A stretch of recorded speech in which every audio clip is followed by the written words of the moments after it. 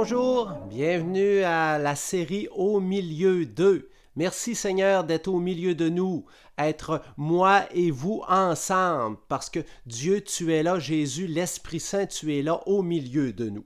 Alors aujourd'hui, le sujet que je vais aborder, c'est le sujet de l'unité. Comment c'est important l'unité. Et une des paroles que je voudrais prendre pour commencer cet entretien, supportez-vous les uns les autres avec amour, efforcez-vous de garder l'unité de l'esprit grâce au lien de la paix. Et ça, c'est Saint Paul aux Éphésiens, le 4e chapitre et le 2e, 3e verset. Alors, tu viens nous dire de se supporter. Dans la langue québécoise, française québécoise, supporter, ça peut avoir un côté négatif. Mais supporter, c'est aider à porter le fardeau de l'autre, puis l'autre aide à porter mon fardeau. On s'entraide. Alors, supporter, c'est pas tant le côté négatif qu'on pourrait voir, mais c'est l'entraide. Supportez-vous les uns les autres avec amour. Alors, quand on aide l'autre, c'est notre lien d'amour parce que Jésus-Christ est amour. On va dire, efforcez-vous de garder, demandez la force de Dieu, la force de l'Esprit Saint pour garder l'unité. Alors, ça vient dire que l'unité, ça ne se fait pas tout seul, hein? On a vraiment besoin de la force de Dieu. Alors, grâce à cet esprit qui va créer la paix entre nous, plutôt de créer la division, il va créer la paix. Alors, il va nous permettre peut-être, si on a besoin de le faire, de faire des concessions dans notre vie, parce que vous le savez, ceux qui m'écoutent, si vous êtes en couple, même dans la vie communautaire, si on veut réussir à bien s'entendre, il y a sur des aspects qu'on doit faire des concessions, parce que si on tient toujours à nos affaires, ben là, chacun reste dans ses positions et la chicane finira jamais entre les personnes. L'unité. Êtes-vous une personne individualiste ou une personne sociable? On a peut-être nos traits de caractère et les deux éléments peuvent être importants. Je voudrais peut-être qu'on réfléchisse sur les gens qui aiment ça être seuls. Être seul, il y a deux mots qu'on peut utiliser dans la langue française, vivre de la solitude ou vivre de l'isolement. La solitude, c'est que je suis seul, mais je suis vraiment heureux, mais heureux au plus profond de moi-même. C'est pas parce que je veux pas voir les autres, mais c'est important des fois d'être heureux en étant seul. L'isolement, c'est que je suis comme forcé à être seul, mais je voudrais pas être seul, donc ma solitude, je la vis de façon négative. Être ensemble. Il y en a qui sont dépendants affectifs. On voit peut-être plus ça dans le domaine des couples. Il y a des gens qui ne sont pas capables de rester tout seuls. À minute qu'ils vivent une séparation, il faut qu'ils se réengagent tout de suite avec une personne parce qu'ils se sentent mal. Ils ont une dépendance face aux autres. Ou peut-être être ensemble, on verrait ça comme partager des projets, partager des choses. Alors, être ensemble peut vraiment là, être quelque chose de très positif.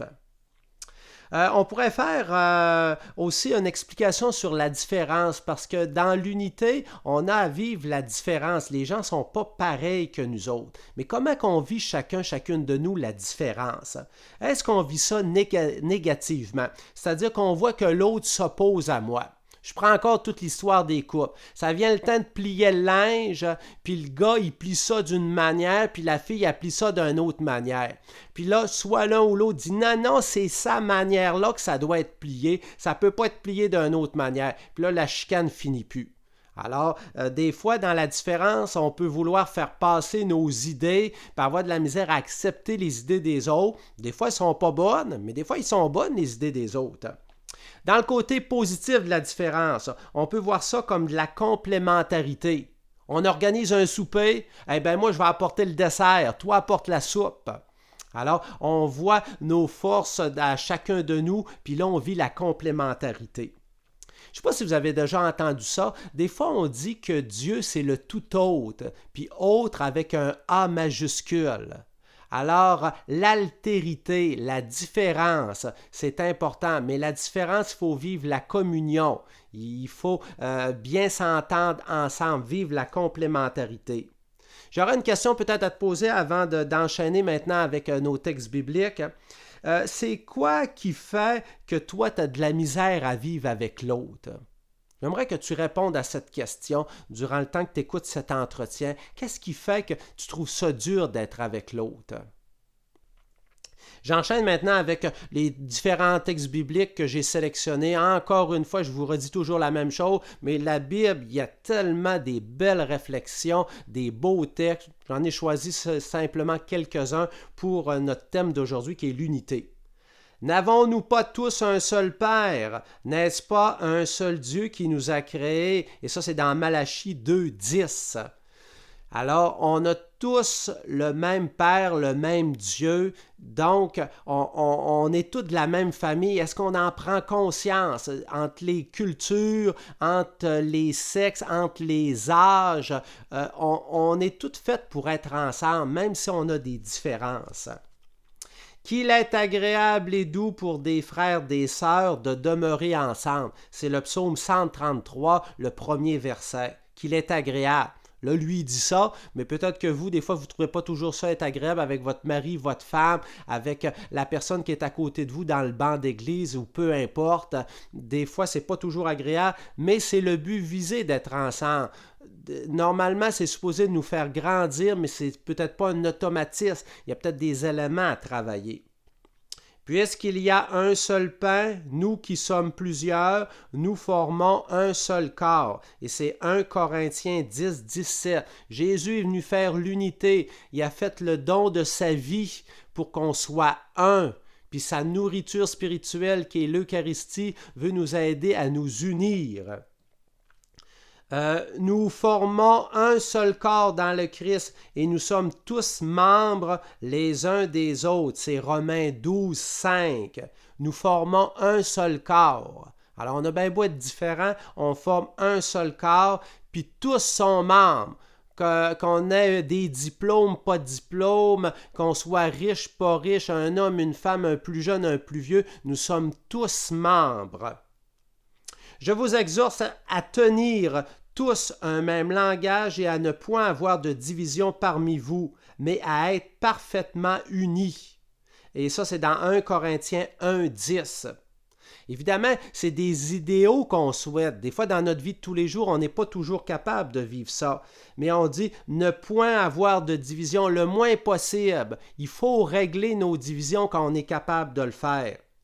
À être parfaitement unis parce que Dieu, c'est le parfait. Alors, c'est pour ça qu'on demande à Dieu de nous accompagner à travers notre vie communautaire parce qu'il va nous aider à nous unir. Il va nous aider peut-être à vivre le pardon, à faire des concessions sur des choses peut-être qu'on trouvait importantes puis en réalité qui ne sont pas si importantes que ça.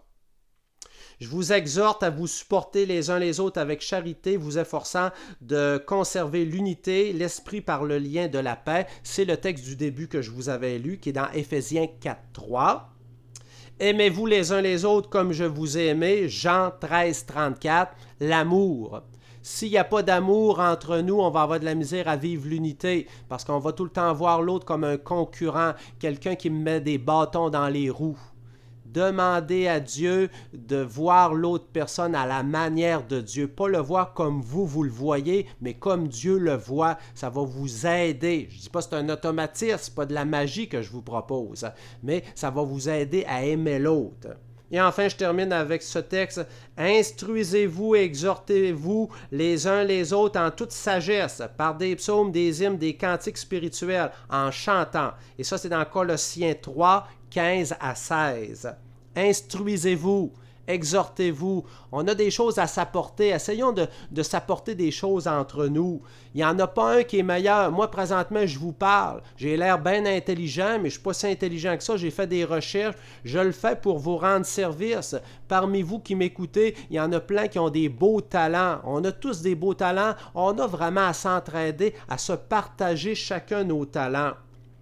Avec sagesse, on nous dit la sagesse dans la Bible, c'est vraiment le but de ne pas vouloir avoir le dessus sur l'autre, de se sentir plus important, d'avoir le dernier mot. La sagesse, c'est de dire qui on est. Si on a raison, oui, on a raison. Si on n'a pas raison, on n'a pas raison. Le bien commun est toujours plus important. Mais j'ai ma part à apporter. J'ai quelque chose à apporter. Je ne suis pas inutile. J'ai quelque chose à apporter.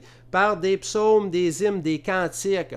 Mettez beaucoup de prières dans votre vie. Puis la prière, c'est notre relation à Dieu. Alors, demandons à Dieu justement de nous aider en chantant. Est-ce qu'on est capable de chanter quand on va à l'église ou on est dans un groupe de prière? Est-ce qu'on chante ensemble pour se sentir heureux d'être ensemble? J'arrête ici notre réflexion. Encore une fois, on va se fermer les yeux et on va continuer notre temps de prière. Amen.